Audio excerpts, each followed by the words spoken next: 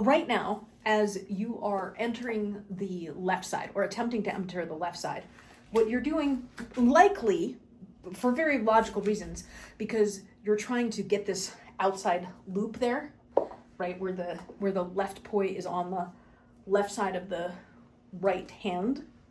What you're doing is you're raising yourself up, which is probably causing stress through here, which is probably why you're getting some shoulder pain.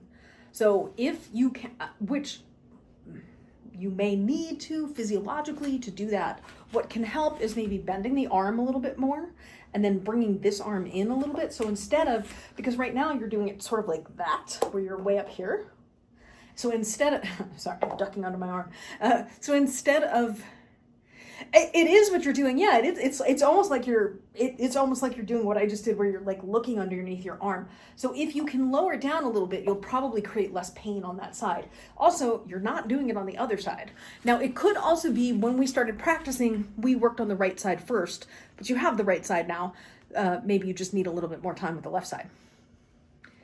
And then the thing that might help you, the specific drill that might be helpful, is just practicing without your right poi, but with your right hand. And I would hold the ball in your hand, especially because you have such big balls. And yours are balls because they're contact balls, whereas mine, I mean, this is a sleeker line, I feel like, than the ball, which has a wider diameter. I mean, we all know size matters, whether or not we like to admit it. So I think if you hold your ball, it will help because it'll give you the relative placement that you need in terms of the width of how far out you need it to go.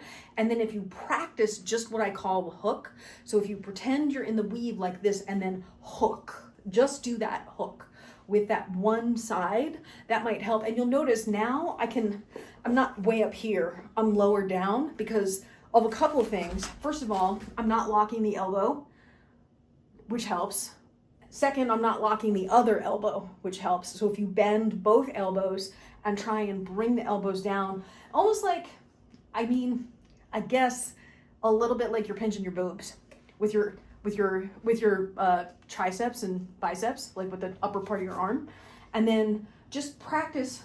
Even if you just, okay, I'm weaving. Okay, this next time when I go to my left, I'm gonna try and do that hook, boom. Okay, weaving. This next time I'm gonna hook, boom. Okay, this next time I'm gonna hook, boom. And just practicing that one part and getting it to a point where every single time you could just do the hook without having to lift the arm. That might really help, and it might alleviate the tension that you're feeling from the repetitiveness of trying to practice getting into it. For me personally, I find that downward dog, especially if when you're in the down position, you focus on really pushing your head towards your knees. If you're in your V, and instead of being like this, where you're like forward more, if you're focusing on really pushing yourself back like this so that your head is coming down, I feel like that can really get into the upper shoulder in a way that really helps open up. I mean, for me, it may not help your body, but if you haven't tried that, I recommend it.